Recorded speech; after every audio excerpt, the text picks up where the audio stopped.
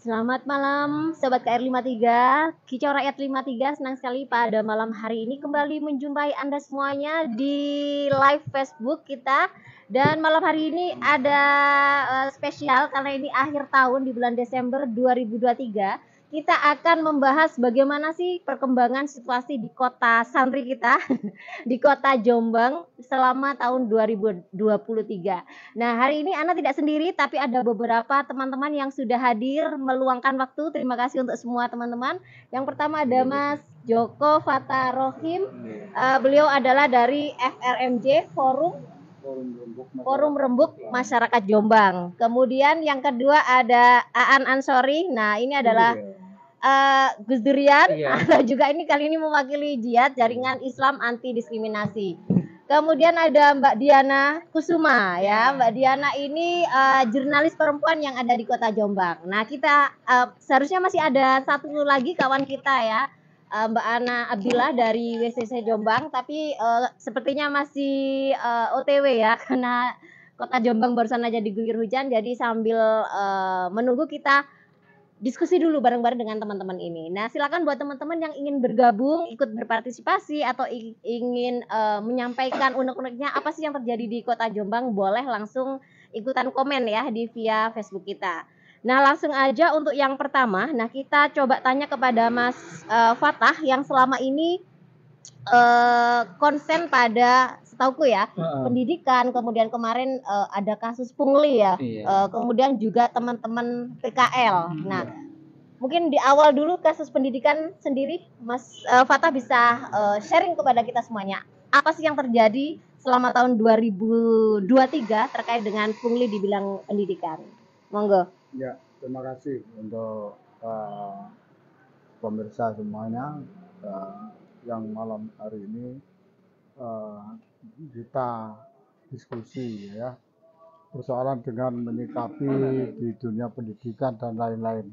Nah, terutama di dunia pendidikan memang itu adalah tiap tahun kita itu selalu dapat pengaduan dari beberapa wali murid seringkali. Jadi tiap tahun itu artinya tiap mau adanya kenaikan. Ya, kenaikan atau itu ujian ya. Ujian sekolah itu. Nah, inilah mesti selalu rumit. Terus keluar lulusan juga gitu.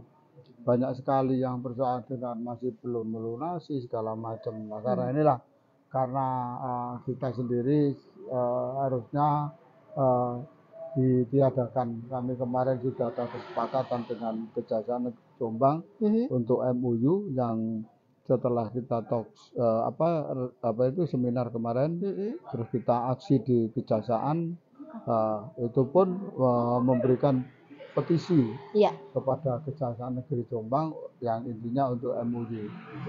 MOU artinya biar kita itu tidak selalu ribut di Kejaksaan. Artinya dengan adanya hal ini, ayo kita bersama Forum Rembuk Masyarakat Jombang, penegakan hukum harus dilakukan.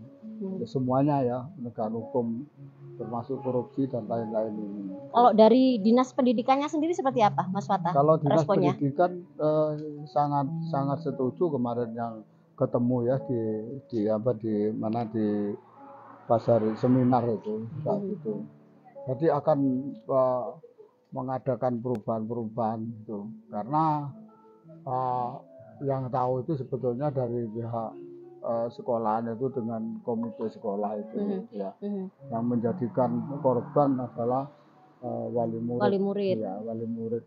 Kalau saya hitung itu sekitar 1 tahun itu sudah 2 miliar, 3 miliar 200 sekolahan ya, satu sekolah penghasilannya itu kan itu.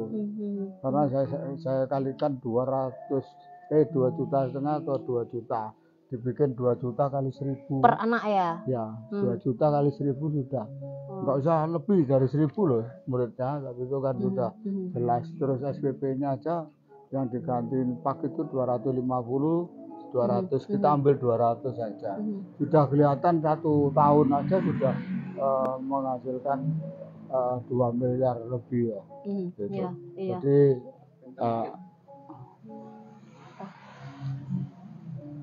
Jadi eh, apa namanya, karena ini saya meminta untuk di 2024 itu bisa dibenahi, jangan sampai terjadi hal seperti itu.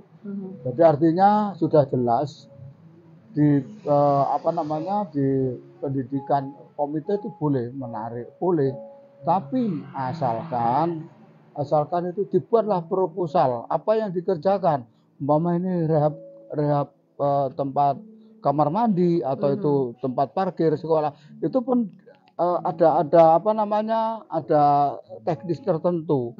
Berapa tahun ini menghabiskan anggaran berapa, pekerjaannya berapa tahun kan itu. Jadi kalau di situ sudah jelas bahwa diatur untuk persoalan dengan apa namanya, proposal dibikin.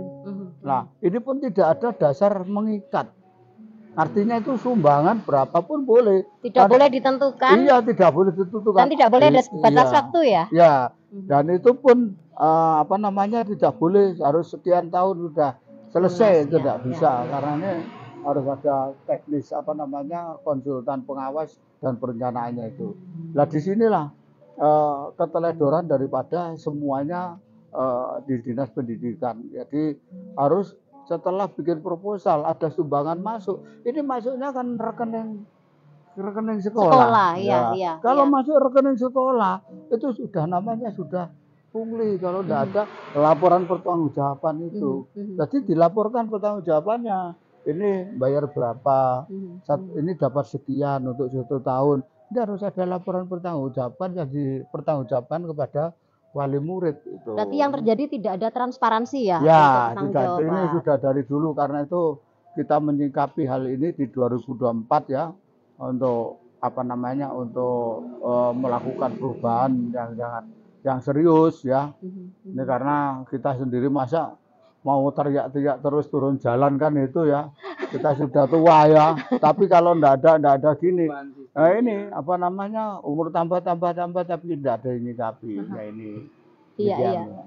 Oke, Mas Watan, nanti kita akan lanjut lebih detail ya, misalnya sejauh ini bagaimana sih wali murid sendiri, apakah mereka juga ikut mau bersuara ataukah mereka takut dengan pihak sekolah atau mungkin dengan pihak dinas. Nah, nanti ya kita akan bahas lebih lanjut. Nah, sekarang kita bergeser ke Mas Aan nih. Nah, nah, ini kan lebih banyak bergaul dengan teman-teman lintas agama nih. Nah, kalau selama yang itu nanti ya, yang lintas agama duluan. Kalau melihat di Kota Jombang selama tahun 2023, perkembangannya gimana nih? Masyarakatnya semakin toleran atau sebaliknya, atau ya adem ayem, tidak ada progres, biasa aja, gimana? Kalau mau dinilai itu ya 7 on the way 8 lah, Nur. Misalkan. Ini berbeda dengan tahun 2022 kemarin ya. 2022 kemarin itu ada beberapa tindak intoleransi, terutama yang di HKBP itu kan, yang di Kepo Kembang terus ya. Tapi 2023 ini Jombang relatif aman gitu kan. Orang itu nggak teriak-teriak, oh ini nggak bisa ibadah dan lain sebagainya kayak gitu. Kan malu kan, Nur, kita ini kan dijaga oleh Gus Dur, dijaga oleh Mas Fatah yang terkenal apa merah menyala gitu kan. Tiba-tiba orangnya intoleran itu kan ya susah kayak gitu. Jadi so far tahun 2023 ini grafiknya memang grafik yang menggembirakan gitu kan. Meskipun sebenarnya kalau ada niatan begitu, kalau ada niatan terutama untuk mengkampanyekan praktek toleransi, itu sebenarnya sangat terbuka gitu kan. Sebelum Natal, 3 hari sebelum Natal, saya dapat kabar dari GKJW Mojo Agung begitu. Salah satu sekolah dasar negeri di Mojo Trisno itu, karena GKJW Mojo Agung kan di Ngemplak kan melok Mojo Trisno, Bren. Mojo Trisno itu ternyata SD negeri berapa saya nggak tahu, di Mojo Trisno itu membawa sekitar 80 sampai 90 siswa dan siswinya SD itu untuk keliling ke rumah ibadah begitu oleh gurunya. Ini untuk untuk mengenalkan, Oh. gitu kan. Tak kira untuk demo. Enggak, untuk mengenalkan ya. gitu kan. Sekarang Oh, bayangkan ya, kan kita bayangkan misalkan SD saja kita punya berapa sekolah, mungkin ya, 500-an ya, sekolah ya. ya, swasta sama negeri. Belum SMP-nya kayak gitu. Kalau misalkan 10% atau 20% dari sekolah-sekolah itu mau melakukan konsep Merdeka Belajar gitu kan. Merdeka Belajar itu kan nggak belajar nggak popo, belajar nggak popo. Itu namanya merdeka. Merdeka Belajar dalam arti seperti itu tidak tentu sangat luar biasa. Nah, catatan penting menurutku adalah aku masih belum melihat instrumen-instrumen organisasi-organisasi lintas etnis, lintas agama kayak gitu itu kreatif. Aku belum melihat itu, Bang. Kreatif itu membuat acara-acara bersama yang sifatnya itu edukasi, tidak hanya soal seminar kayak gitu. Ini yang bagiku menjadi hal yang catatan penting, seperti itu. Selain itu, menurutku di luar di luar lintas iman misalkan, aku juga melihat kemarin aku ditanya progres yang bisa dilihat terkait dengan kepemimpinan Jombang selama 1 tahun ini. Menurutku ada beberapa catatan menarik ya. Misalkan nanti Mas Fatah bisa mengelaborasi lebih lanjut. Misalkan masih banyak proyek-proyek sarana dan prasarana yang molor, proyek pembangunan puskesmas dan lain sebagainya yang kadang-kadang nggak sesuai spek atau kemudian molor dari itu. Dan yang juga tidak kalah penting ini soal stunting ya. Stunting ini yang kemarin cukup ini ya, apalagi ada kasus itu. Iya, kemudian kan ternyata baru dimulai. Stuntingnya kan banyak gitu kan, anggarannya 6 miliar. Tapi ternyata setelah dilihat 6 miliar ini posnya apa saja. Ini gak ono gini. Gak ono soal penambahan gizi dan lain sebagainya. Masuk itu ya anggaran pulsa, anggaran jadi nggak langsung anggaran pendamping itu. Dan yang juga tidak kalah penting barangkali adalah kita juga sempat kaget misalkan temuan kabar, nanti Diana bisa mengelaborasi. Ternyata jumlah kemiskinan ekstrim yang ada di Jombang juga cukup tinggi, ada sekitar 7.200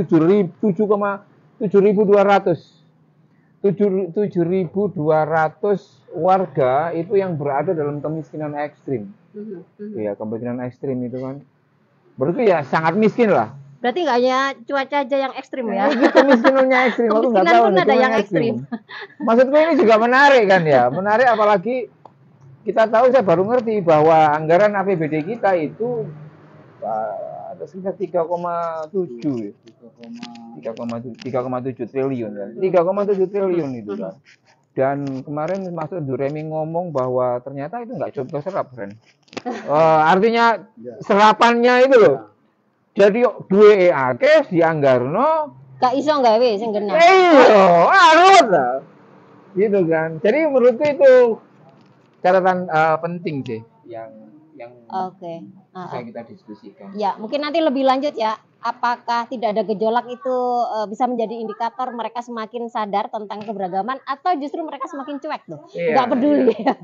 Nah, sekarang kita beralih ke Mbak Diana ya. Ini adalah salah seorang jurnalis perempuan yang ada di Jombang. Kalau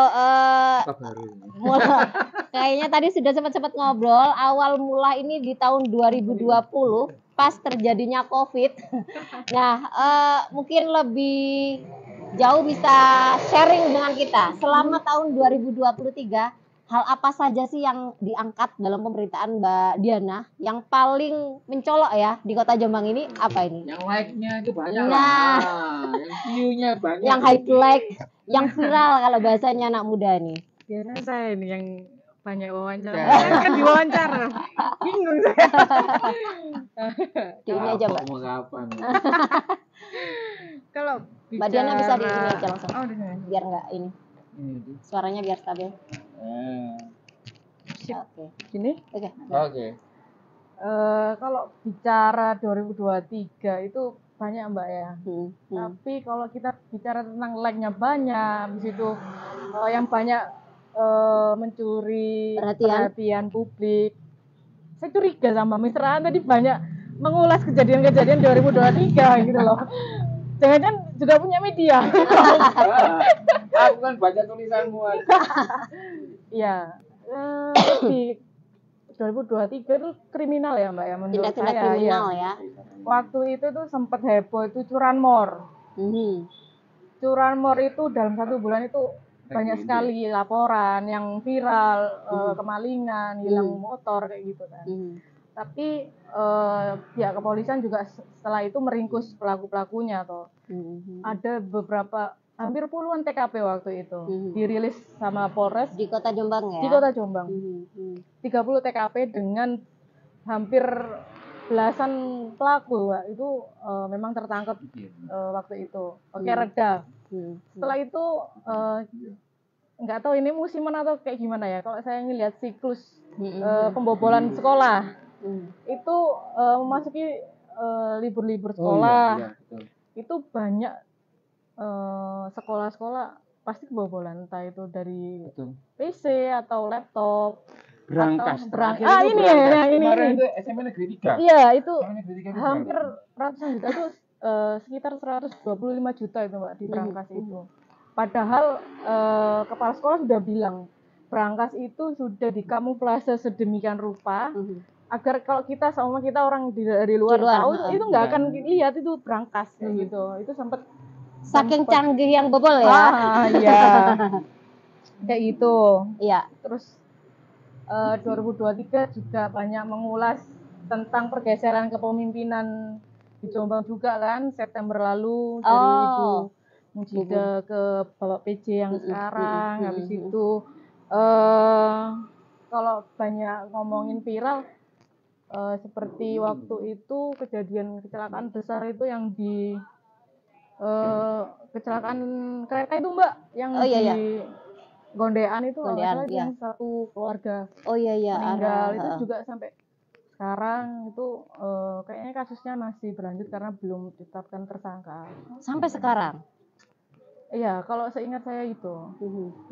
Nah, terus habis itu lagi yang viral itu lucu juga, yang di daerah yang jalan Cor Baru itu dilintasi truk besar, habis itu banyak. Itu pernah ini nggak? Pernah baca nggak? Itu rame itu waktu itu. Kayak gitu-gitu.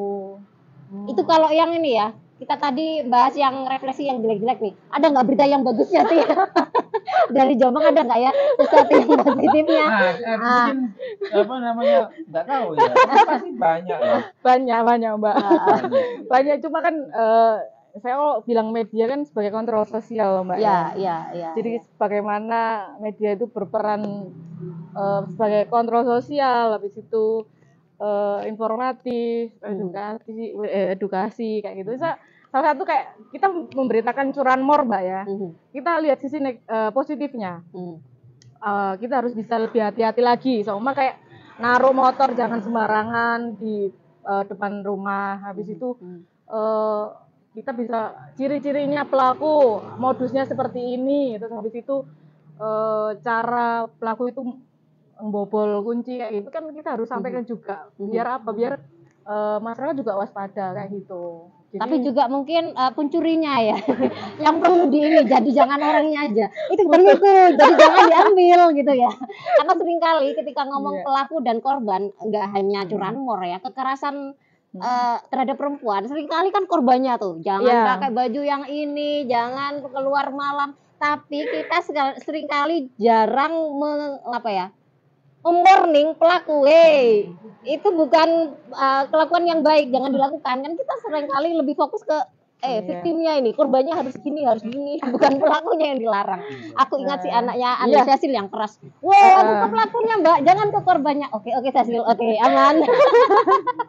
Oke, gitu. Mbak Diana nanti kita akan lebih lanjut ya. Mungkin sambil mikir berita baiknya apa sih dari Kota Jombang sama tahun 2023 ya. Iya Mbak, iya. Mungkin setelah pasca Covid juga ya, 2023 ya, pasca Covid ya. Mungkin ada hal-hal yang baru. Nah, kita ke tadi semangatnya ke Bung Fatah lagi nih. Nah, kalau tadi pendidikan, kemudian selama tahun 2023 selain pendidikan, teman-teman FRMJ ini apa ini yang lagi di ini? PKL kayaknya. Gimana? Nah, Ya. bagaimana nasib para PKL? Iya.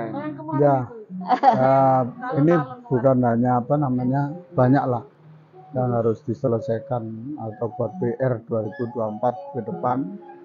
Jadi nanti karena harusnya kita itu selaku kontrol, apa yang dikatakan Mbak Diana, LSM juga sebagai kontrol sosial ya. Tapi yang penting jangan sampai kebablasan gitu ya. Yang paling bahaya karena itu. Kalau kita bilang kontrol sosial artinya kita itu mengingatkan, ya kan. Saya seringkali urusan dengan pembangunan itu seringkali itu saya juga sering mengingatkan. Kalau mau bangun maupun rehab apapun harusnya dikaji, bukan terus sembarangan ya. Salah satu contoh banyak bangunan yang mangkrak. Ini bukan bupati itu kadang nggak tahu. Yang tahu adalah yang di belakangnya ini. Salah satu contoh ini urusan dengan pasar Tembelang aja. Pasar Tembelang yang kecil aja ya. Nggak berfungsi. Ya itu nggak berfungsi karena apa? Ini Oleh-oleh, ya oleh-oleh itu dibikin lagi pusat oleh-oleh. Ini saya sudah mengingatkan dulu itu kalau ini pusat oleh-oleh harusnya kerjasama dengan kepolisian, dinas perhubungan. Karena apa? Berkaitan dengan pusat oleh-oleh. Nah di sini memang bagus kalau tempat ini adalah tempat tol, keluar masuk tol kan itu ya. Nah bis malam, sentra bis malam yang ada di Simpang 3 ataupun di terminal, taruhlah di sana. Di belakang itu dibersihkan, kan masih lebar, itu untuk parkiran. Jadi hidup, jadi nggak angger ngawur itu tempat terus dibikin pusat oleh-oleh, tapi manusianya ini nggak ada, pelakunya nggak ada. Itu siapa yang mau menempati di situ kalau nggak harus cari akal yang memang masuk akal di situ. Itu sudah saya ingatkan. Kenapa kok nggak pool bis malam itu yang ditarik di sana. Nah ini nanti kalau bis malam itu keluar tol nggak jauh-jauh ke Jombang Kota kan, putar langsung masuk. Nah ini juga hidup gitu loh. Ini saya seperti itu. Dan ada lagi pasar ya, pasar Citra Niaga. Pasar Citra Niaga itu. Ini pasar Legi. Iya pasar Legi itu. Ya, aman. Nah,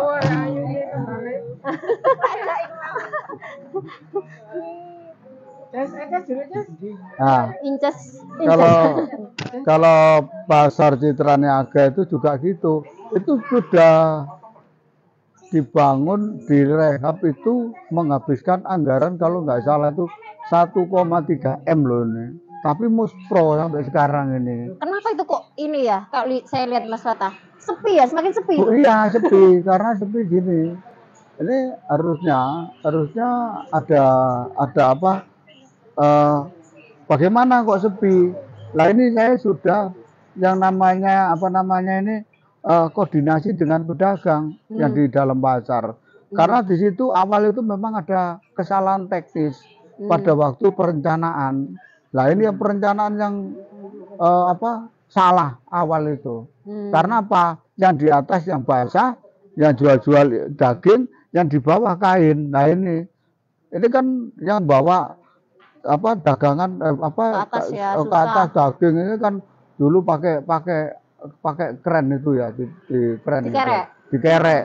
Terus di situ kurang minat orang ini. Nah, setelah itu awal itu saya sudah koordinasi, kita koordinasikan kalau bisa ini rehab ini belum ditempati sudah nggak karu-karuan 1,3 M loh itu nilainya. Kalau nggak salah zamannya bupatinya Pak Nyono ini yang rehab itu ya. Ya. Ada nggak sebelum itu ada rehab pasar itu ada nggak mereka dilibatkan atau ada perwakilannya untuk diajak diskusi? Nggak ada. Asal rehab gitu? Iya asal rehab. Jadi asal rehab, setelah rehab nggak jadi ya kan rehab muspro itu terus akhirnya kita memberikan masukan.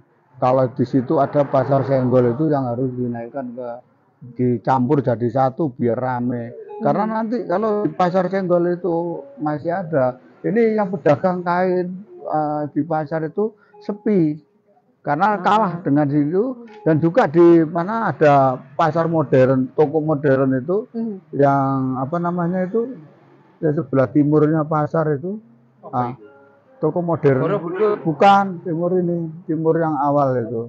Oh, keraton. Keraton. Nah, keraton ini pun harganya itu sama dengan pasar.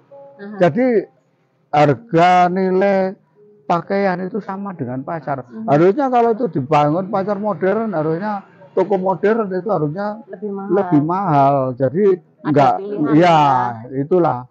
Jadi di sini kurang apa?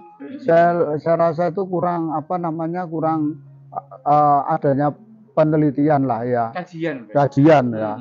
Harusnya ada kajian yang khusus ya itu.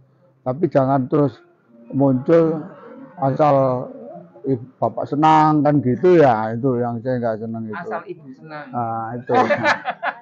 Sebetulnya nggak tahu lah, iya nggak tahu. Bupati itu juga nggak tahu lah. Yang tahu hanya yang di bawah. Kalau persoalan teman-teman PKL yang saat ini selain yang di pasar lagi yang ada di pinggir-pinggir jalan itu kan banyak ya Mas, ada yang di Jombang Kuliner, ada yang di alun-alun, ada yang sepanjang jalan STMDB. Nah, yang paling diresahkan oleh teman-teman PKL saat ini itu apa Mas Fata? Yang paling diresahkan itu begini, jadi selama ini saya sudah mengusulkan waktu itu adalah revisi Perda. Lupa ya tahun berapa revisi itu tentang apa namanya PKL, jadi penataan. Ya, penataan dan juga di perlindungan PKL yang utama. Jadi bukan hanya penertiban tapi harus ada perlindungan juga. Jadi itu yang kita usulkan waktu itu. Perda itu istilahnya itu sudah lama zamannya Bupati Yanto itu ya. Tapi baru kemarin saya buka, loh perdanya kok seperti ini. Terus saya usulkan untuk revisi itu. Karena apa? Penting kalau hal ini harus ada, misal zona hijau, zona merah, zona kuning kan. Jadi di sini kalau zona kuning berarti bisa menempati. Kalau nggak boleh ya nggak boleh aturannya kan gitu. Jangan nggak boleh yang lainnya sudah menempati alun-alun sudah dipindahkan ke sementara itu baru lagi muncul. Lah ini kan meresahkan teman-teman juga. Terus sekarang juga yang di mana-mana ini muncul apa namanya angkringan ya, angkringan misalnya itu ya, angkringan. Nah, angkringan itu artinya begini, boleh siapa yang tidak boleh jualan, tapi harus ada batas-batasannya karena itu. Ini jangan sampai lah saya melihat teman-teman itu jangan sampai ada apa namanya dibuat tempat minum keras, narkoba terbukti operasi 2 kali ya, malam minggu ini sudah tertangkap narkoba ini. Ya, karena itu inginnya karena apa? Sesuai dengan moto Jombang Beriman atau Jombang Santri ini harus dijaga betul gitu ya. Nah ini karena yang banyakan itu bukan orang dari Jombang itu Mbak. Pendatang ya? Ya, pendatang. Jadi sebenarnya nggak masalah angkringannya, tapi bagaimana itu menertibkan itu. Iya, menertibkan itu. Digunakan untuk hal-hal yang berdampak negatif. Oke, Mas Fatah, terima kasih untuk banyak sekali ya apa namanya isu tentang teman-teman PKL yang sudah disampaikan. Dan nanti buat teman-teman, mungkin teman-teman PKL yang lagi memantau, boleh silakan langsung bisa berkomentar di Facebook kita KR53 Broadcast. Nah, ini ada teman kita yang sudah baru. nunggu make up dulu ya, Mbak. Atau nunggu hujan? Semuanya baru datang, semua. Nunggu dijemput kakak saya. Oh, kakak Inces. Iya. Ini setia ya.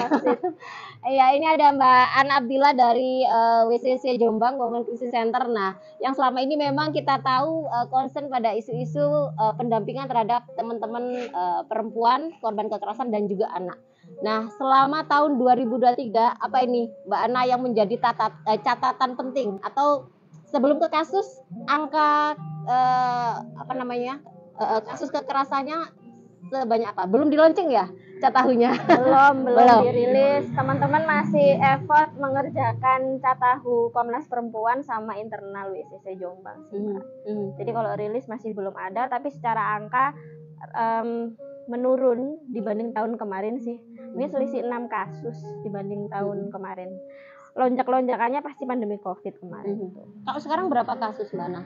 Kalau yang dijangkau sama WCC Jombang itu mungkin per hari ini kemarin tuh saya cek 80 kasus dari 80 sebelumnya kasus. 86. Yang paling banyak kasus apa? KDRT atau kekerasan remaja? Biasanya sih kekerasan dalam rumah tangga itu yang paling Masih ya. Tren isunya memang kekerasan seksual juga KDRT sih Mbak gitu. Kalau kekerasan seksual tahun kemarin itu mengalami kenaikan, tapi kayak untuk kekerasan seksualnya aku pikir aku harus cek juga ya di datanya teman-teman pendamping. Cuma memang dari sisi ragam bentuknya itu semakin kompleks di tahun 2023 karena setelah disahkannya Undang-Undang Tindak Pidana Kekerasan Seksual, nampaknya hanya ada 1 kasus yang sampai ke sistem peradilan pidana. Yang APH-nya itu mau pakai Undang-Undang TPKS, yaitu pelecehan seksual fisik.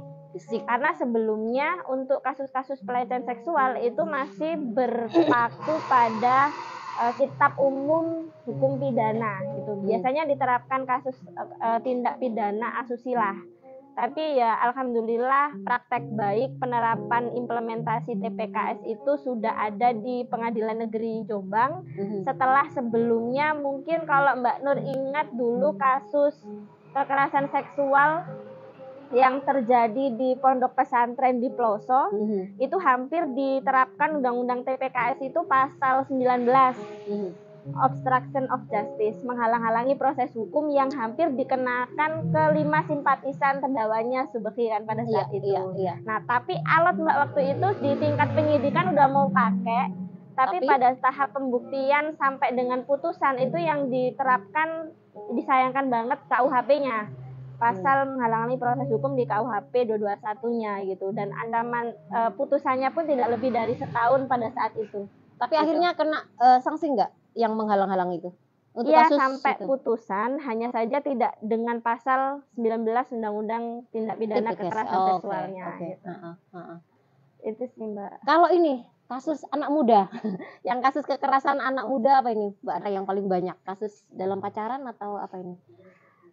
Mungkin saya mendengarkan, karena kita berefleksi ya hari ini ya, ada banyak refleksi yang disampaikan sama Cak Fata itu merefleksikan Jombang itu ups and down ya Cak ya, lebih banyak mungkin praktek tidak baiknya ya ketika ketika ngomongin kepentingan grassroots kelompok rentan gitu. Nah sama halnya dengan kami di WCC Jombang, kebetulan kami bergerak tidak sendiri kan Mbak, kita bersama dengan kawan-kawan Aliansi Inklusi, terdiri dari 18 organisasi anak muda, yang kami terus menyuarakan kepentingan-kepentingan anak muda. Hanya saja tren di 2023 kalau ngomongin praktek nggak baik, itu ternyata faktanya ada praktek baiknya juga. Nggak tahu itu karena mungkin kelebihan Pemda atau kelebihan yang menjadi kekurangan. Jadi pemerintah daerah itu ketika berbicara regulasi, yang saya ucap itu sangat gampang nggak, Cak? Ketika minta agar ada regulasi. Bahkan nggak hanya Jombang ya, bahkan di Indonesia ngomongin regulasi itu akan sangat dengan mudah bisa dirumuskan. Ya, tapi pada implementasinya seperti apa nanti dulu gitu kan.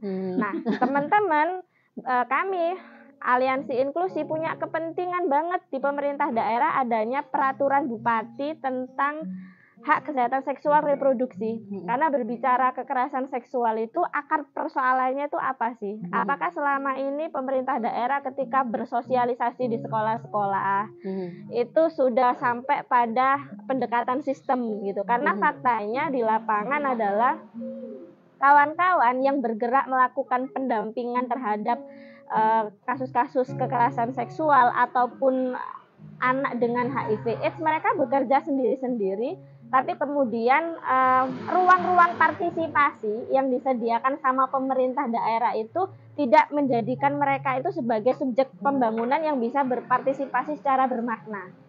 Nah, partisipasi bermakna di sini itu seringkali kawan-kawan hanya misalnya komunitas ABCD atau badan hukum ABCD ketika dia mendampingi kasus diminta datanya hanya untuk mempush predikat kabupaten sebagai kabupaten layak anak, Jombang sebagai dengan predikat-predikat yang gitu kan. Nah, itu kemudian menjadikan partisipasi teman-teman itu sesungguhnya itu kehadiran masyarakat sipil itu apakah hanya bisa dilibatkan pada sisi sumber daya hanya by datanya aja, ataukah mereka betul-betul bisa digandeng, merasa digandeng, merasa diajak kolaborasi dari sisi ini ya, keterlibatannya itu nggak hanya dimintai datanya, tapi mereka bisa terlibat dalam hal perencanaannya. Kalau yang atau dirasakan teknis apa ini, Mbak? pelaksanaannya. Teman-teman aliansi inklusi. Nah, Apakah hanya Eksploitasi. ojo terlalu vulgar ta, santai sih, ngopi sih, Oke. ngopi sih. Jadi mungkin nggak tahu ini praktek baik atau seperti apa Mbak. Jadi Hamin 4 kali ya Beb ya waktu itu ya. Hamin 4 Ibu Mujida pernah tugas itu. Sebelumnya teman-teman itu sudah sangat tentatif sekali menginisiasi ruang-ruang diskusi, ngusulin draft tentang kesehatan seksual reproduksi. Gitu. Nah, alhamdulillahnya Hamin 3 sebelum Ibu Mujida pernah tugas itu perbuknya itu ditandatangani sama beliau. Di situ memandatkan bahwa ada 4 OPD ya Mbak yang berkepentingan di situ, yaitu Dinas Pendidikan Kabupaten Jombang, DPMD, Dinas Pemberdayaan Masyarakat Desa, Dinas Kesehatan, sama DPPKB PPPA gitu kan. Nah, 4 OPD ini di dalam mandat perbuknya itu harus tersinergi. Misalnya di Dinas Pendidikan harus mengintegrasikan edukasi kesehatan seksual reproduksi itu ke mata pelajaran yang relevan. Atau Dinas Kesehatan itu harus membentuk forum yang melibatkan organisasi masyarakat sipil sebagai jejaring kemitraannya gitu. Jadi kita betul-betul merancang perbuknya itu sangat ideal sekali gitu kan. Tapi memang faktanya adalah kita masih harus terus mengawal bentuk keterlibatan model kemitraan apa yang itu bisa memperkuat partisipasi teman-teman gitu. Salah satunya sama halnya dengan Cak Fata, kita juga lagi punya kepentingan agar Perda tentang penyelenggaraan perlindungan perempuan dan anak sejak 2008 itu bisa direvisi dan disesuaikan dengan konteks perkembangan nasional. Itu sih Mbak, karena di Jombang itu kalau korban kekerasan seksual, nggak hanya kekerasan seksual aja, termasuk KDRT, yang gratis itu cuma visumnya aja. Sementara mau dia babak belur, mau dia hamil dan butuh perawatan, pengobatan, bantuan persalinan, kayak misalnya Cak Fata kemarin korban KDRT mau luka bonyok kayak apa harus tetap bayar. Gitu. Karena Perda kita hanya memandatkan gratis cuma di visum tok. Gitu. Sementara di yang lain itu masih belum ada. Ya, visumnya tok yang dibawa, tapi harus suruh tekankan di rumah sakit dari Purnamo, dan sekarang sudah dilakukan termasuk mata. Iya, karena ini berkelindan sama advokasi undang-undang Permenkes kita itu untuk seluruh korban tindak pidana itu nggak bisa ngakses BPJS ya, nggak bisa. Kekerasan korban perkosaan, korban kekerasan seksual itu nggak bisa ngakses BPJS. Kenapa? Karena dia tindak pidana, gitu, korban tindak pidana, gitu. Sama halnya disamakan dengan pidana-pidana kriminal lainnya. Kecelakaan nggak bisa, korban perkosaan nggak bisa, gitu. Nah ini yang kita lagi advokasi di tingkat kementerian terkait jaminan kesejahteraan sosial. Betapa tidak sinkronnya aspek perlindungan hukum, keadilan reproduktif perempuan, jaminan kesejahteraan sosialnya nggak ngeling tuh nggak, dinas sosial, dinas PPKB, dinas kesehatan sangat nggak ngeling banget gitu. Perlu lagi tuh Mbak. Yang kemarin yang menimpa yang saya kawal itu kan persoalan dengan hanya visum ini sudah kering kan gitu. Artinya dalam penyiksaan 4 bulan itu ya, 4 bulan mulai itu disiksa tiap hari, hampir tiap hari. Karena ini untuk dibawa visum di rumah sakit ini sudah kering, saya ngamuk. Malam itu akhirnya ronsen jam 12 malam itu. Saya minta untuk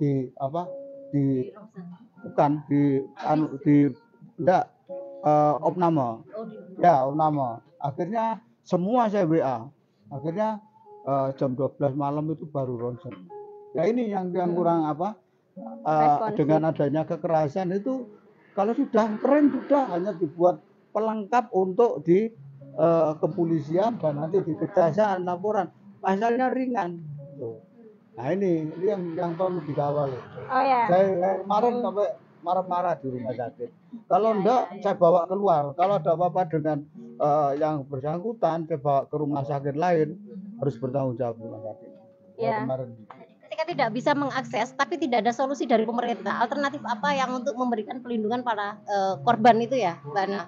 Sebenarnya kan peran kami sebagai masyarakat sipil itu kan mengembalikan itu menjadi tanggung jawab negara. Ya. Tapi kalau negara nggak sanggup, ya gimana kita tetap mengkonsolidasikan dukungan itu melalui sumber-sumber pendanaan secara nirlaba atau filantropi. Kita bekerja sama dengan yayasan Kita Bisa dan lain-lain kan gitu, Mbak. Cuma memang sekarang itu kan berbicara ruang-ruang domestik, nggak hanya di Jombang aja ya, konteks di yang lain. Kalau misalnya Mbak Nur ingat dulu seorang ibu membunuh 3 anaknya, dan dia harus dihadapkan pada sistem peradilan pidana sebagai terdakwa, itu nggak lepas dari kasus KDRT kan waktu itu, Cak. Jaksa waktu itu gemes mau ngusut suami siri karena suaminya izin nikah ketiga, dia depresi banget. Terus kemudian baby blues, harus merawat 3 anak yang selisihnya sangat jauh. Anak pertama 7 tahun, kedua 5 tahun, ketiganya 7 bulan ditenggelamkan ke bak, terus anak diajak bunuh diri. Nah ternyata pasti kita ingat ya kemarin itu ya di daerah Karobela kan, Mojo Agung. Karena jadi tahanan lapas Malang, tahanan perempuan di Malang, karena ancaman hukumannya tinggi waktu itu. Nah terus beberapa minggu ke belakang kita juga disuguhkan dengan pemberitaan seorang anak meninggal dibunuh sama bapaknya berjejer-jejer gitu kan. Terus kemudian ruang-ruang domestik itu menjadi tempat yang semakin mengerikan, Mbak, sebenarnya ya. Nah, kemudian kita dihadapkan pada satu paradigma bahwa kekerasan dalam rumah tangga itu ya delik aduan gitu. Padahal nggak semua KDRT itu deliknya aduan loh. Mungkin orang pasti berpikir betapa tidak teredukasinya masyarakat ketika menyaksikan kasusnya artis Lesti ya, gitu kan. Dipikirnya Lesti itu ya delik aduan, pas udah ada penyelesaian di luar proses hukum ya udah selesai gitu. Yang gemes kan masyarakatnya, Mbak, gitu. Karena itu kalau lukanya berat banget itu udah delik pidana murni, udah bukan delik aduan lagi untuk kasus-kasus KDRT. Sama halnya mungkin kita teringat kasusnya Maria Ulfa yang dia dinikahi sama Syekh Puji sama Iya. Itu si Maria Ulfanya ya karena dia masih anak ya ridho aja dinikah sama tokoh masyarakat. Bapak ibunya Maria Ulfa pun ridho aja anaknya dinikah sama tokoh masyarakat, yang nggak terima dia menikah sama tokoh masyarakat yang bernama Syekh Puji siapa? Ya masyarakat. Siapapun bisa membuat laporan. Komnas Perempuan yang bikin laporan waktu itu. Gitu. Jadi artinya kita sekarang itu sedang dihadapkan pada satu paradigma menormalisasi perilaku-perilaku kekerasan seksual. Sama halnya ketika misalnya yang ini yang kemarin sempat jadi dilema ya. Ya awal tahun 2023 itu ada angin segar ya Kak ya.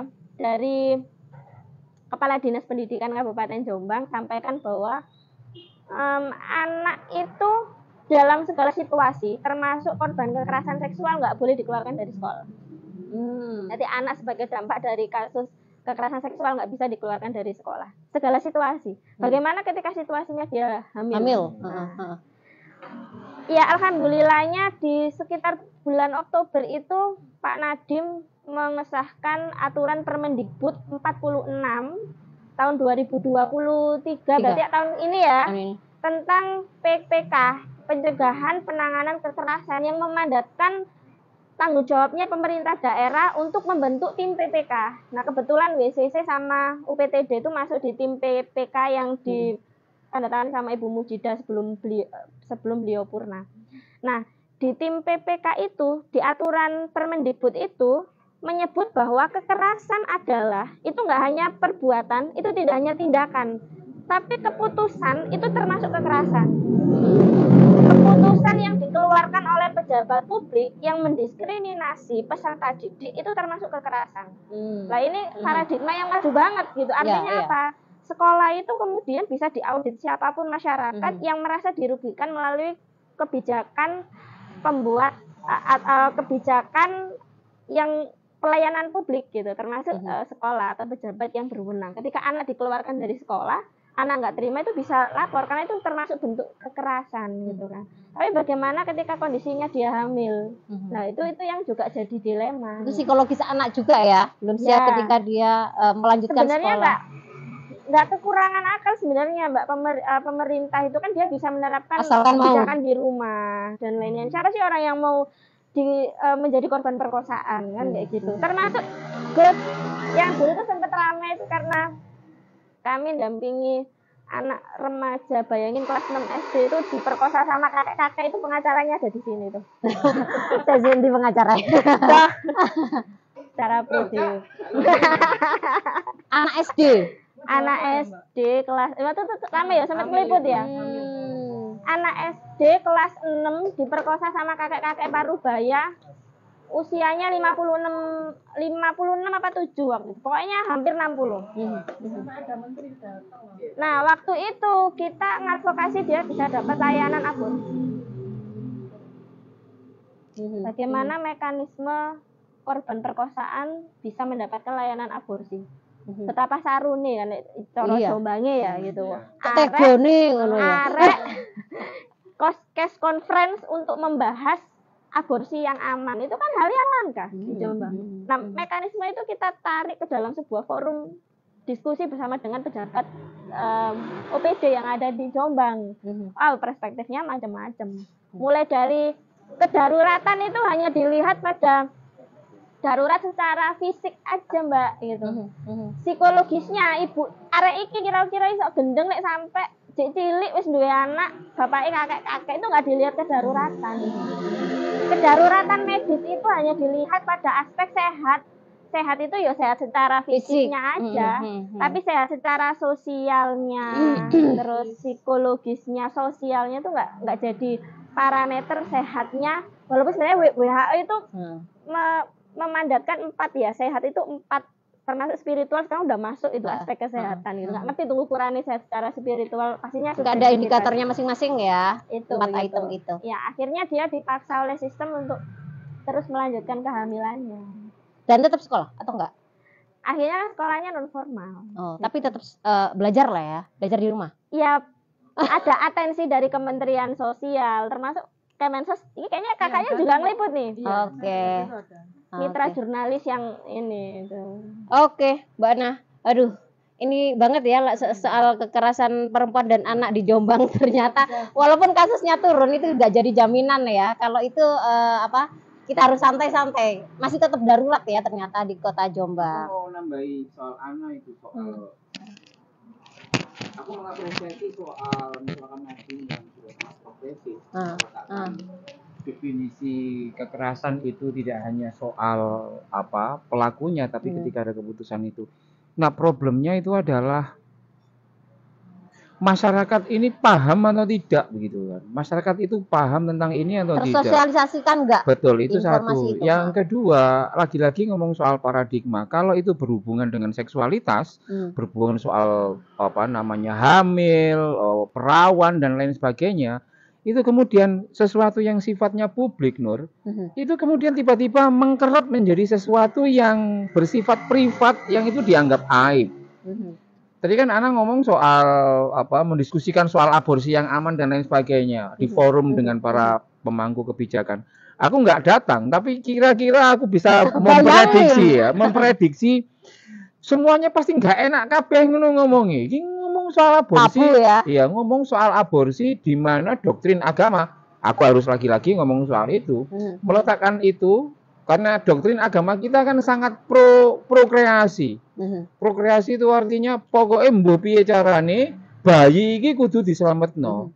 Itu memang pandangan klasik yang itu bagus, tetapi per hari ini kemudian mesti ditinjau ulang terkait dengan tadi yang sempat disampaikan oleh Ana menyangkut soal bahwa apakah ibu pemilik ini ya, pemilik janin ini punya otoritas untuk mengatakan ya atau tidak.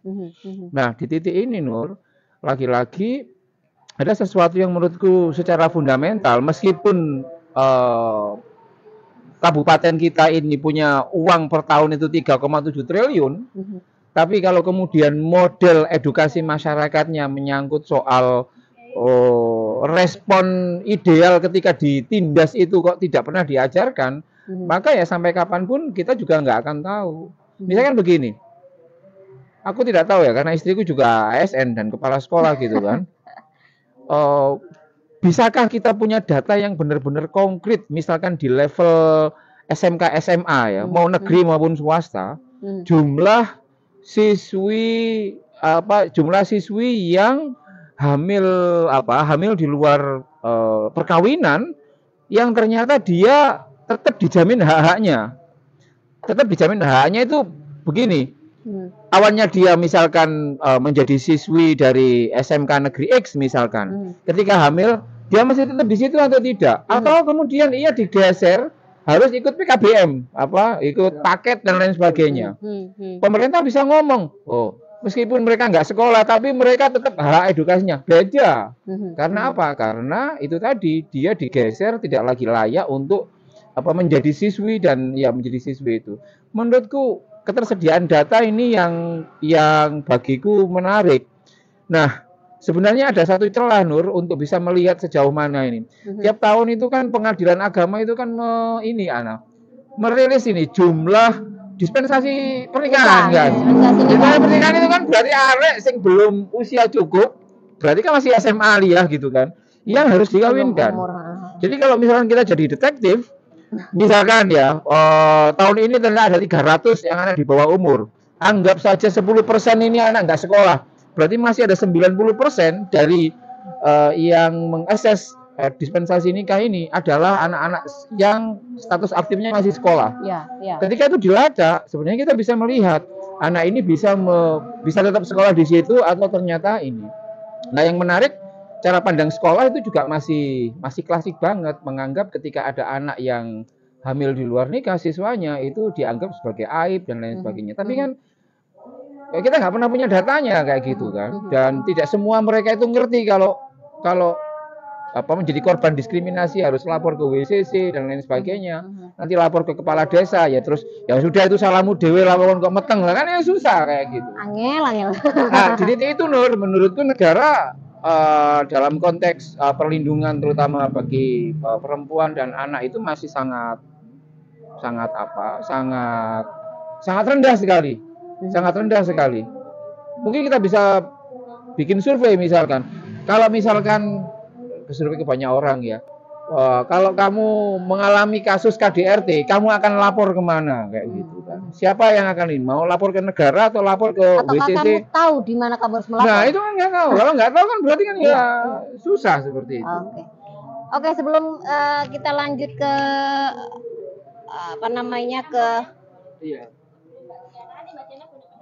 Oke. Soalnya ada komen. Oke. Mbak Ana bisa di BTW. Karena Gus Aan tadi menyinggung masalah dispensasi nikah. Sebenarnya aku tuh juga mau nanya nih ke teman-teman jurnalis. Jurnalis. Jadi karena sebenarnya permasalahan data, apalagi Badilak ya. Saya melihat Badilak itu masih di tataran data-data yang sifatnya itu kuantitatif, belum secara kualitatif. Ya, mungkin termasuk Kak Diana, mungkin pemberitaan apalagi akhir tahun, pastinya teman-teman jurnalis pasti akan berbaris di humas gitu kan, bertanya terkait akar persoalan dispensasi nikah itu apa, dan pastinya mainstream setiap tahun yang dirilis itu adalah akar permasalahan anak nikah di usia anak itu karena kehamilan tidak diinginkan. Nah, sebenarnya saya mau mengkritisi pada poin itu. Sebenarnya itu alasan utamanya itu nggak karena dia mengalami kehamilan tidak diinginkan. Malah ketika ditelisik itu dia nggak hamil, tapi harus ngaku hamil. Ya. Ini berdasarkan riset bersama dengan kolega-kolega akademisi ya, yang meriset terkait peristiwa dispensasi nikah yang katanya hamil itu. Faktanya di lapangan, nanti mungkin kayaknya kita harus ngundang perspektif praktisi gitu kan. Bener, karena hakimnya kan tunggal ya. Hakimnya tunggal karena itu permohonan, hakimnya tunggal dan mendiskusikan sebuah kedaruratan, karena yang diauditkan orang tua ya, yang mengajukan karena orang tua. Gitu, yang dikritisi hakim habis-habisan kan orang tuanya. Nah, bagaimana orang tua meyakinkan mendesakan untuk menyetujui permohonan bahwa anaknya ini darurat untuk segera dinikahkan. Faktanya itu nggak semua itu hamil kok. Bahkan data bahwa dia mengalami kehamilan yang mengharuskan hakim untuk mengabulkan itu sangat sedikit sekali gitu kalau di persentase. Karena oke lah, misalnya biasanya itu paling dari keterangan dari dokter kalau ini hamil, apa namanya? Anaknya. Hal-hal yang seperti itu, kayak pembuktian seperti itu nggak tahu ya, bisa ya, ini hal yang aku nggak ngerti ya, ini karena ini ya. Pokoknya bukti-bukti seperti itu tuh bisa dibuat lah Mbak gitu. Gitu. Hanya dengan keterangan saksi atau keterangan korban yang nggak menstruasi dan lain-lain. Tapi faktanya yang paling banyak yang terjadi adalah alasan kekhawatiran, Gus. Kekhawatiran karena anaknya itu sudah pacaran, sudah melakukan hubungan seksual, mengaku ke orang tuanya sudah berhubungan seksual dengan pacarnya, dan orang tua khawatir akan terjadi kehamilan sehingga menganggap bahwa menikah itu selain terputusnya tanggung jawab orang tua. Jadi apalagi kalau punya anak perempuan, kalau pas anak perempuannya udah menikah itu udah lega. Lebih spesifik wilayah yang gimana Mbak? Maksudnya kalau di Jombang? Kalau yang di Jombang itu yang mungkin berdasarkan teman-teman WCC ya menganggap bahwa menikah itu adalah solusi dari kenakalan remaja gitu loh. Tanpa pertimbangan bahwa perempuan itu akhirnya kan juga terputus akses pendidikannya gitu. Nah, ini menyumbang pemiskinan perempuan juga, Gus. Secara struktural itu perempuan itu kenapa kok awet miskin daripada laki-laki gitu ya, karena menganggap bahwa pendidikan itu ya privilege laki-laki. Jadi kalau sampai ada kawin anak, pastinya perempuannya miskin secara struktural daripada laki-lakinya gitu. Itu sih jadi alasan bahwa penyumbang akar persoalan dispensasi nikah karena kehamilan ini kayaknya harus dipertanyakan secara kualitatif, karena saya yakin pengadilan agama masih sebatas angka sih.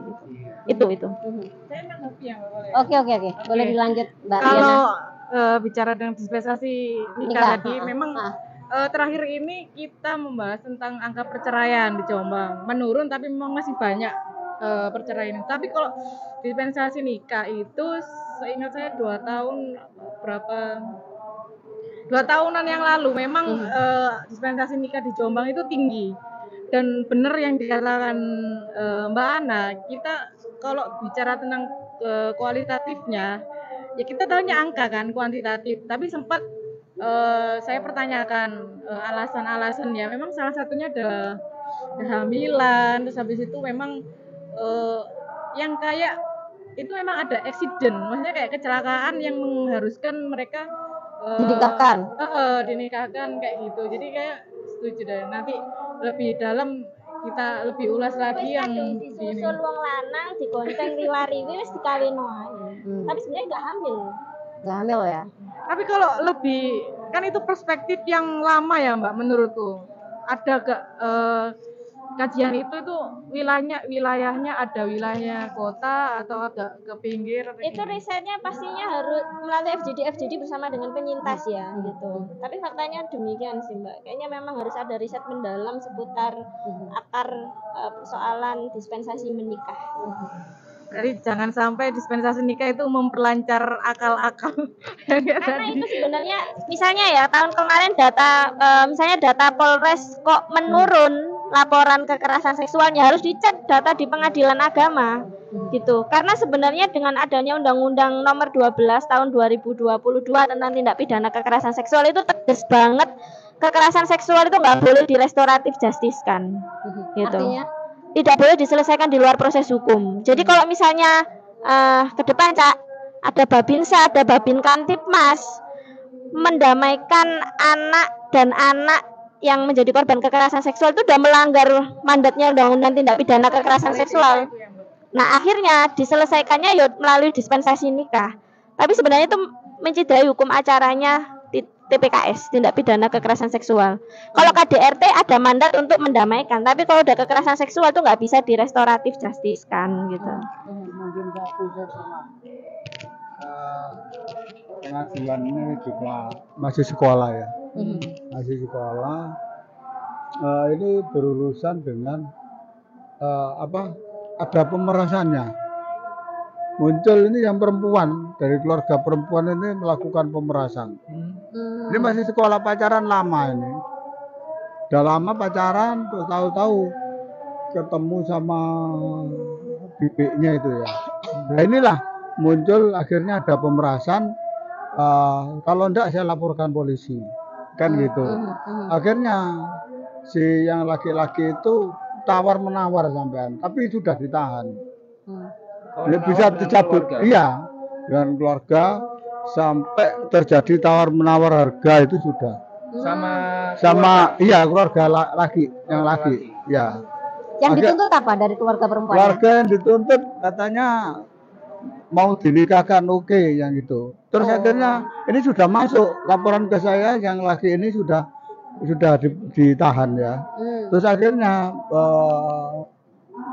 saya buatkan, saya suruh nikah, itu sudah ngurusi. Sudah ngurus nikahnya? Iya, surat-suratnya sudah. Tapi tahu-tahu keluarga yang perempuan tidak mau, mintanya lebih mahal lagi.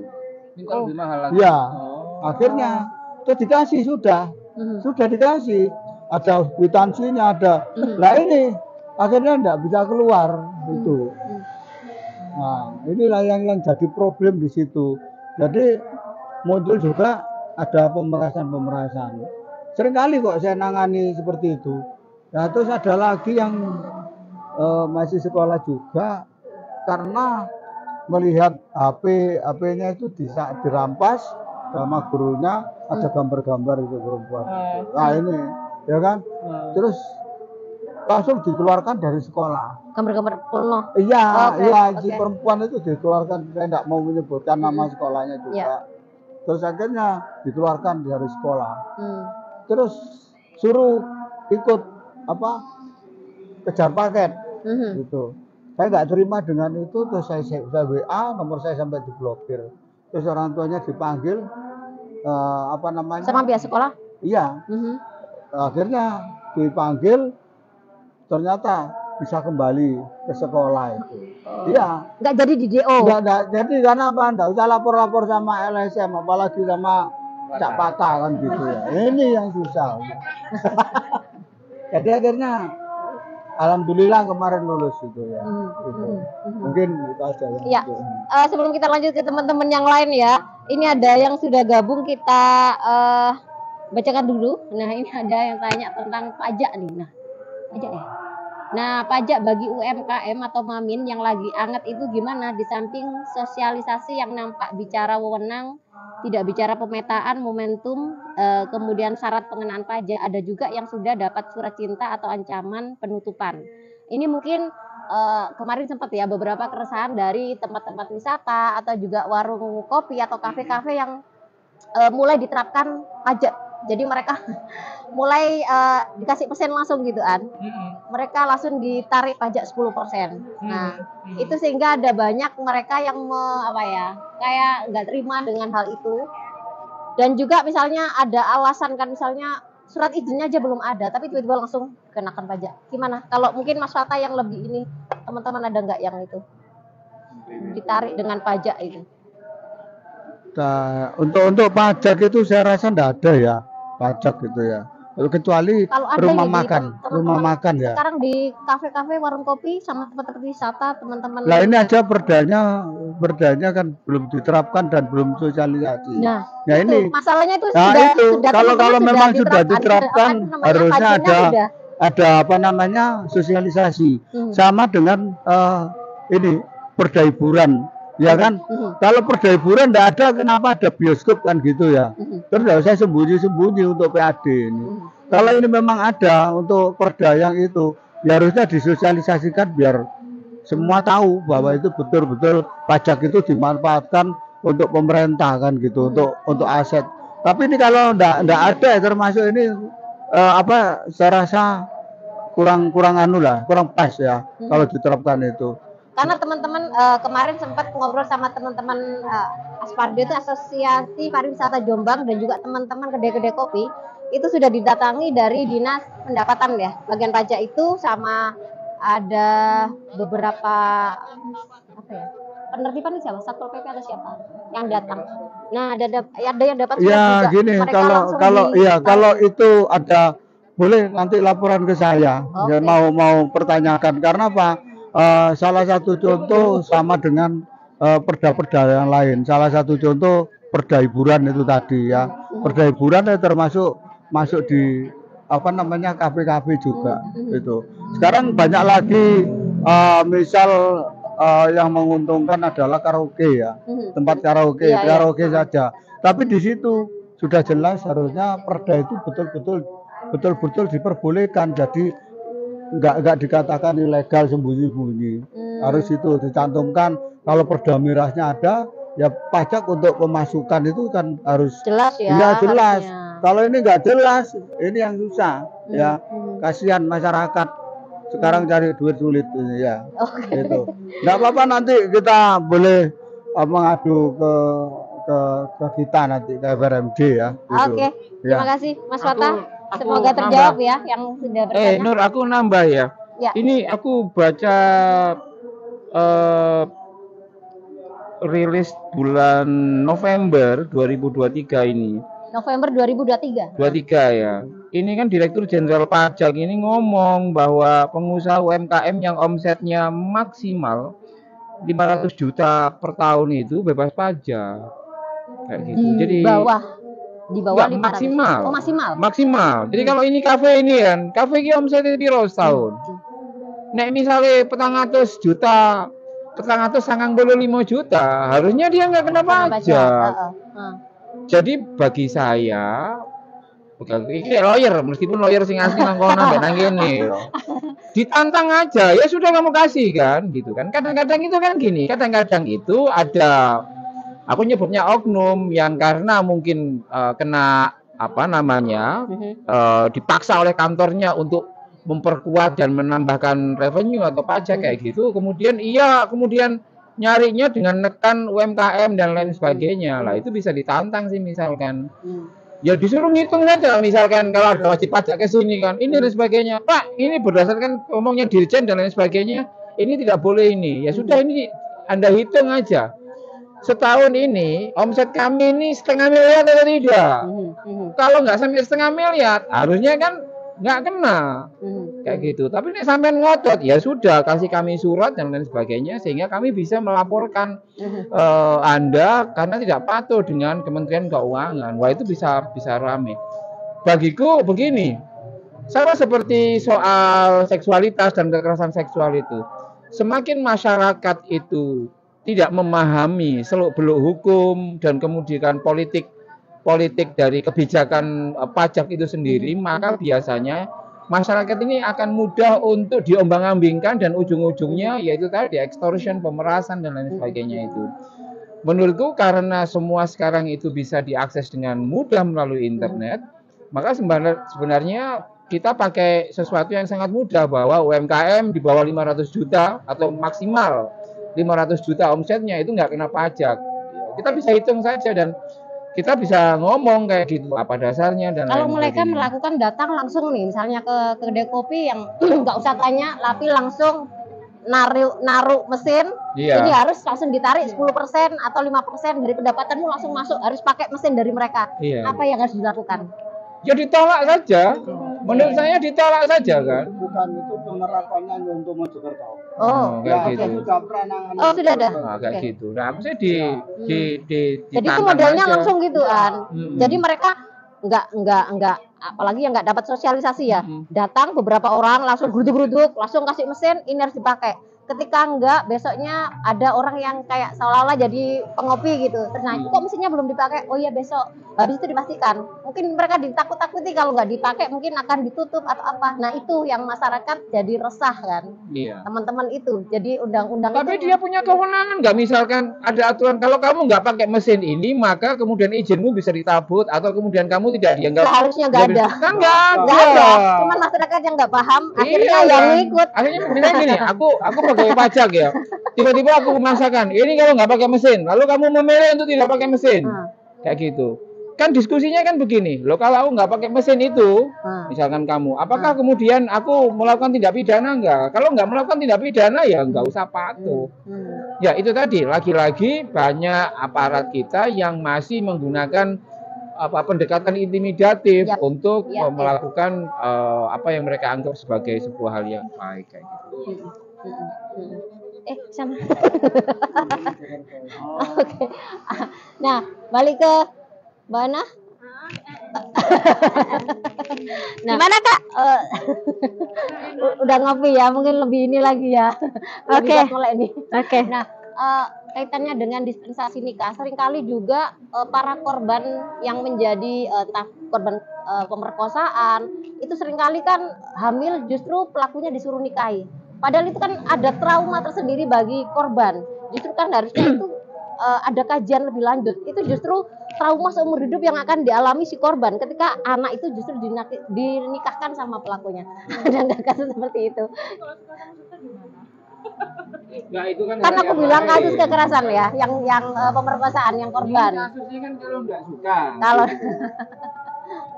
Kalau suka sama suka pun tidak bisa dijustifikasi bahwa kasusnya harus selesai tidak diselesaikan di luar proses hukum. Pak pengacara itu kayaknya pengalaman gitu kan. Kalau misalnya di ruang persidangan ada tuh tipikal korban karena dia masih anak ya. Anak waktu itu kelas 2 SMP di salah satu SMP di daerah selatan Jombang. Dia bilang ke majelisnya, pas waktu ditanya saksi korban, peristiwa apa yang membawa saksi korban datang ada di persidangan dan lain-lain. Dia sangat tidak terima disebut korban.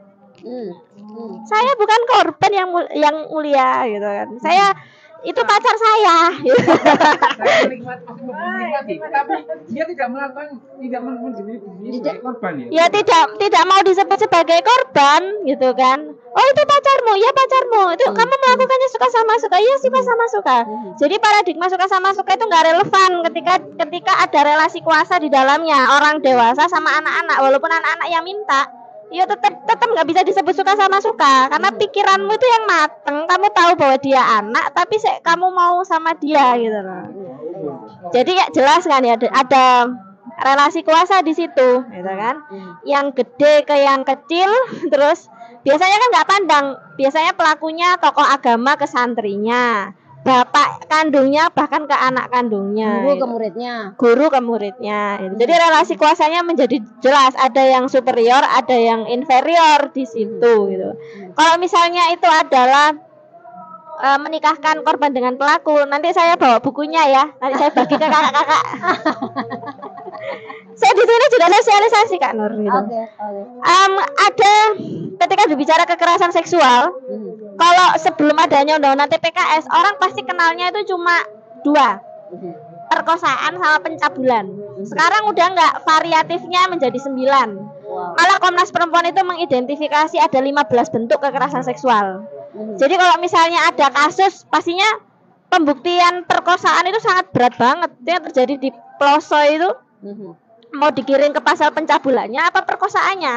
Sementara paradigma perkosaan itu maju, merkosa itu nggak harus dengan penis kan gitu. Jadi bisa dengan alat apapun gitu kan. Bahkan ancaman pun itu nggak hanya ancaman secara fisik atau harus ada kekerasan fisik, nggak harus seperti itu gitu. Nah sekarang ini karena paradigmanya semakin berkembang gitu kan,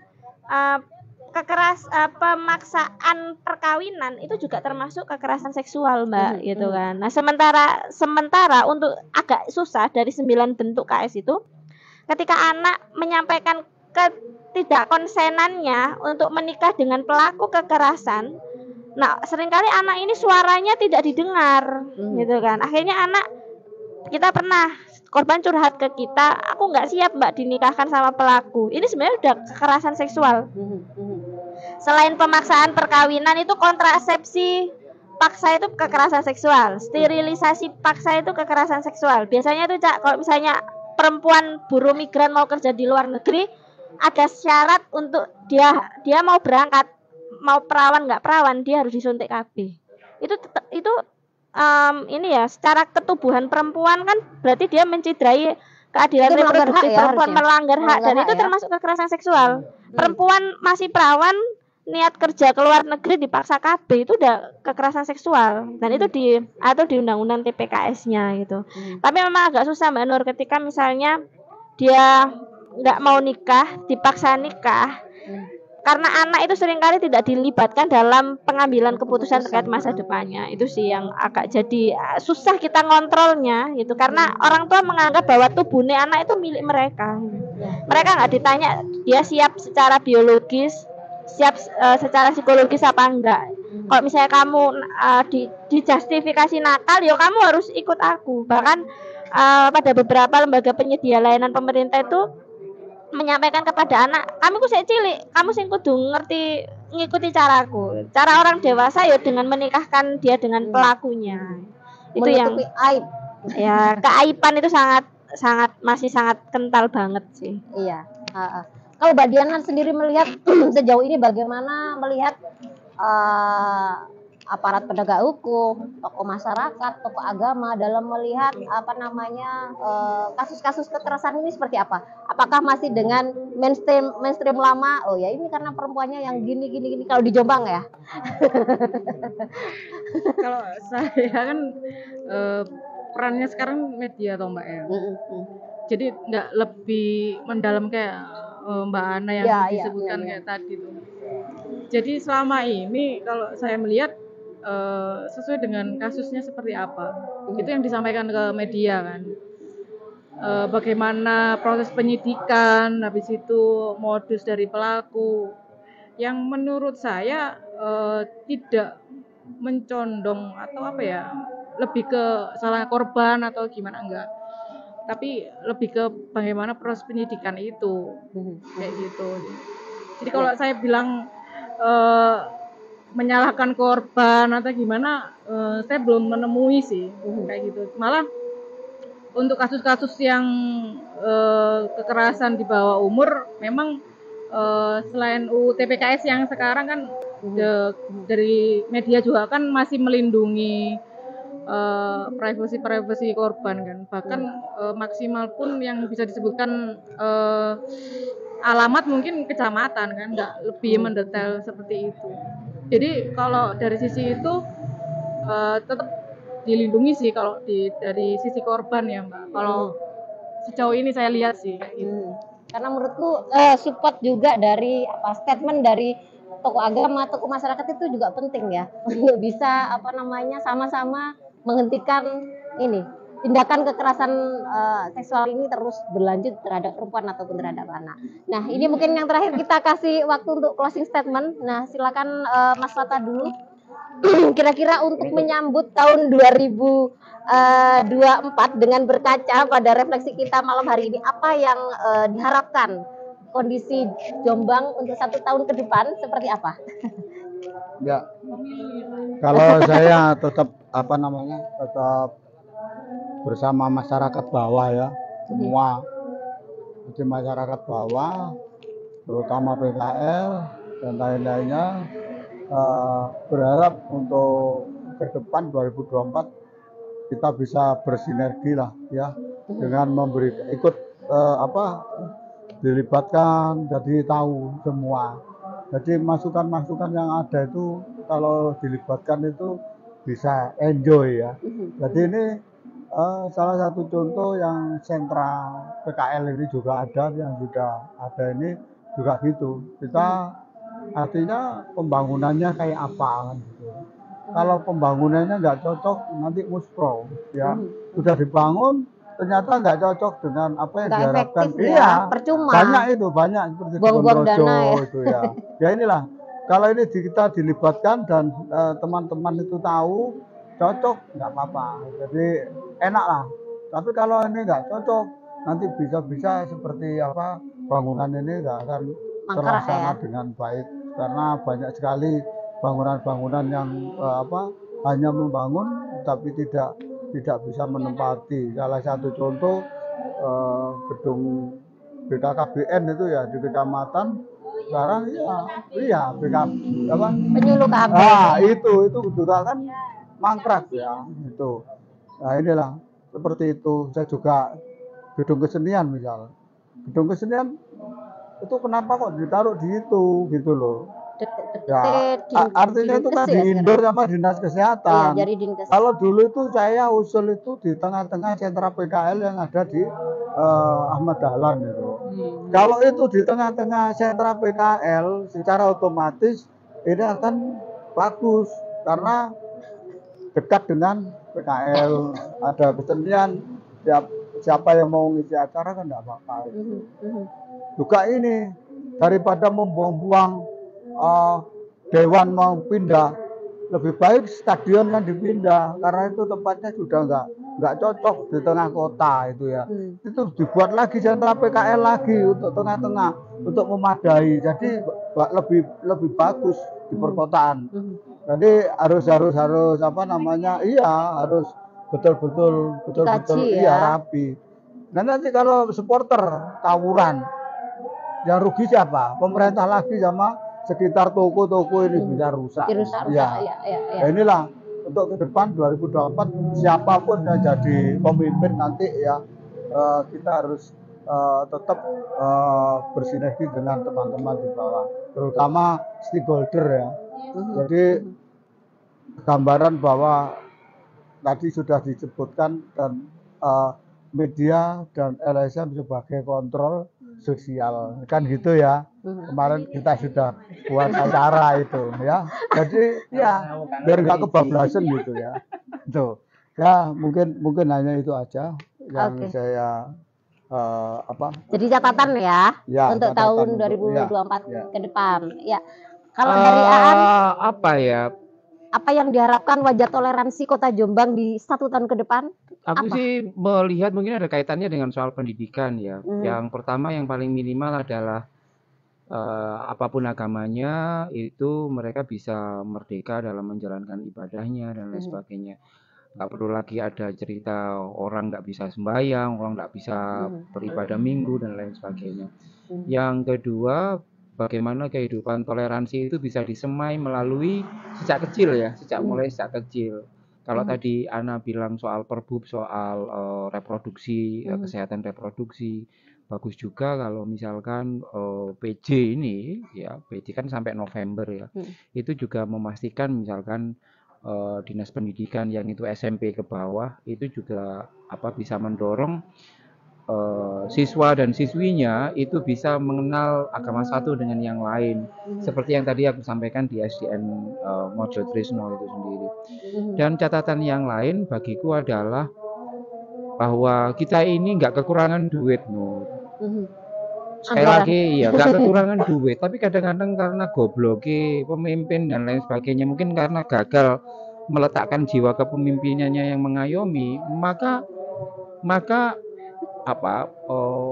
focusing pendanaan yang 3,7 triliun itu kemudian ya itu tadi bingung kan ini duit akhir tapi dia nggak ngerti orientasinya kayak apa. Kalau kamu lihat di depannya kampus Undar itu kan udah kayak kita ini kan mewah banget loh. Ya, mewah banget. Tapi kalau kita melihat data iya, kita kan sangat kaya kan. Orang itu nggak ngelihat kalau lihat depannya kampus Undar itu kan Jombang itu aman sejahtera. Tapi nggak tahu bahwa ada kemiskinan ekstrim sekitar 7.200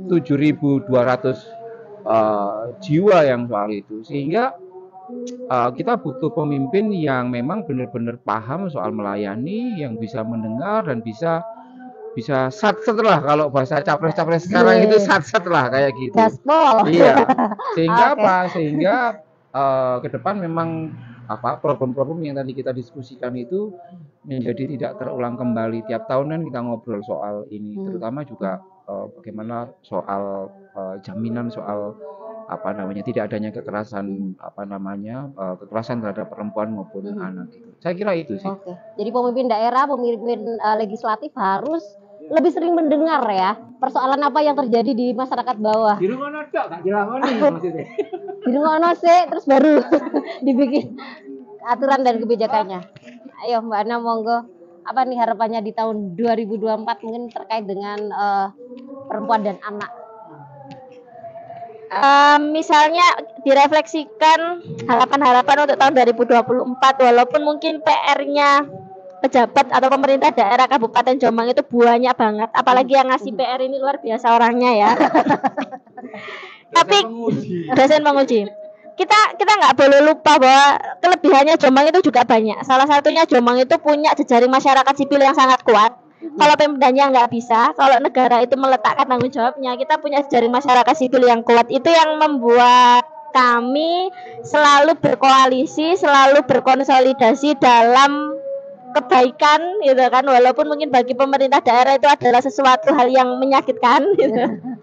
Nah, saya juga teringat pada aspek pendidikan. Mungkin tadi Cak Fata berkaca bahwa sekarang itu infrastruktur itu selalu digenjot, gitu kan.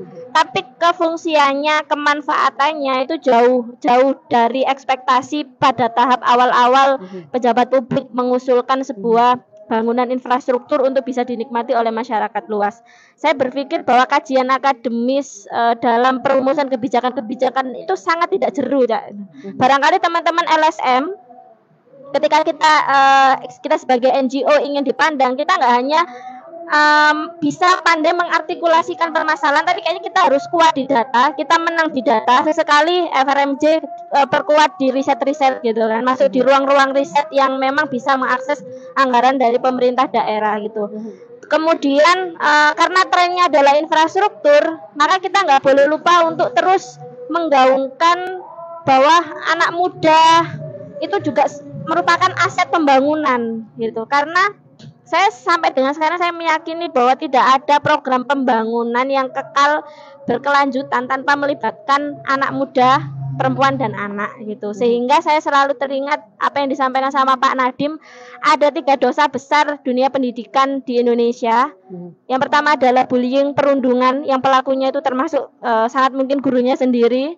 Yang keduanya adalah kekerasan seksual, dan yang ketiganya adalah intoleransi. Nah, 3 besar dosa ini kemudian juga mensumbangsi, menguruni lahirnya pejabat-pejabat publik yang korup, pejabat publik yang tidak punya empati untuk bisa menjangkau suara-suara ketidakadilan di tengah-tengah masyarakat kita. Itu sih, Mbak. Terima kasih. Ya, terima kasih Mbak Ana. Ini mungkin yang terakhir dari Mbak Diana. Sekian.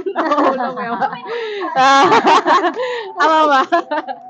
Apa nih untuk media yang ada di Kota Jombang, harapannya apa nih selaku jurnalis nih? Ya, kalau saya sih lebih ke penguatan peran-peran para stakeholder ya Mbak ya, untuk memberikan pelayanan, memberikan keamanan ke masyarakat Jombang seperti itu. Jadi kalau peran stakeholder ini memang benar-benar dilakukan dengan baik, ya insya Allah Jombang juga akan lebih baik gitu loh.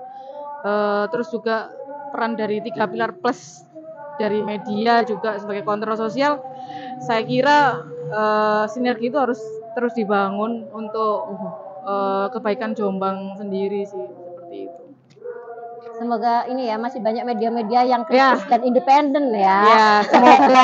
Media yang berbahaya. Oh iya, iya, Oke. monggo Mas Tata. Saya hanya menambahkan, jadi kok nyalano pemerintah, dewane ya, semua anggaran nggak terserap, ya kan. Di situ juga ada Banggar ya. Ya, Banggar itu sudah menentukan. Jadi kalau Banggar itu menentukan, misal di OPD ABC, ya, ini dinas A misal, Banggar itu sudah jelas, dan Dewan apabila tidak terserap, ini mesti marah-marah.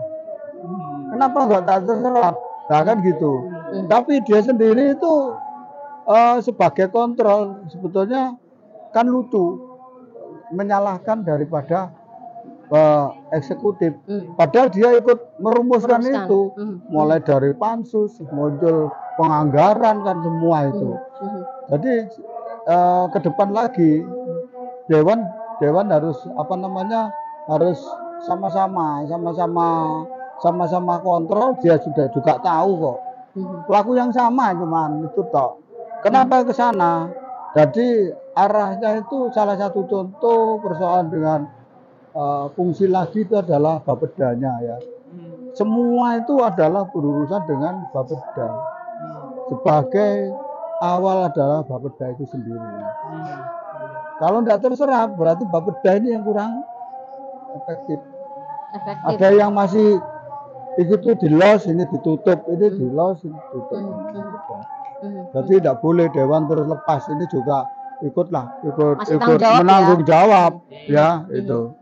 Nek pokire gak cair muring-muring. Nah, itu kan.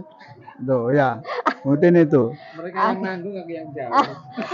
Oke, terima kasih ya Mas Fata, Mas Aan, Mbak Diana dan juga Mbak Ana ya yang sudah Boleh Mbak, untuk menutup sesi. ya. Oke, bentar. Sebelum ditutup sama kakak saya moderator, saya mohon maaf tadi karena keterlambatan. Sebenarnya saya ingin kasih kenang-kenangan ke kakak-kakak saya yang ada di sini. Sebagai permintaan maaf, datanya terlambat gitu. Oke. Ya mungkin sambil Mbak Ana membagikan ya untuk data-data dari teman-teman WCC. Tadi yang mungkin yang belum sempat kita singgung adalah persoalan teman-teman difabel ya, yang juga di Jombang ini masih kurang mendapatkan perhatian juga ya teman-teman difabel dari sisi akses infrastruktur maupun perhatian untuk pekerjaan maupun hal-hal yang lainnya. Baik teman-teman, terima kasih. Cukup Jadi masih ini ada Oke. 2 buku catatan tahunan WCC tahun 2022. Kalau untuk 2023 belum launching. Oke. Ini gini, Mas. Oh iya. Nah, ini buku saku Undang-Undang Tindak Pidana Kekerasan Seksual yang disusun sama teman-teman dari Generation G. Itu LBHP Jakarta, kolega kami. Ya. Terus kemudian kalau ini melalui dukungan program Redirect Now yang bersama dengan Aliansi Inklusi ini kolega saya yang hadir di sini. Terima kasih. Oke, thank you. Baik, thank you semuanya. Semoga ini bisa menjadi satu refleksi buat kita semuanya ya. Dan ke depan sekali lagi kita harus lebih berani dan lebih aktif bersuara dengan media apapun yang ada di sekitar kita yang memungkinkan kita untuk bersuara. Jangan ragu-ragu untuk bersuara. Terima kasih untuk semuanya. Wassalamualaikum warahmatullahi wabarakatuh. Selamat malam. Thank you. Terima kasih. Nggak boleh. Lagu nih. Ayo. Mbak Manar.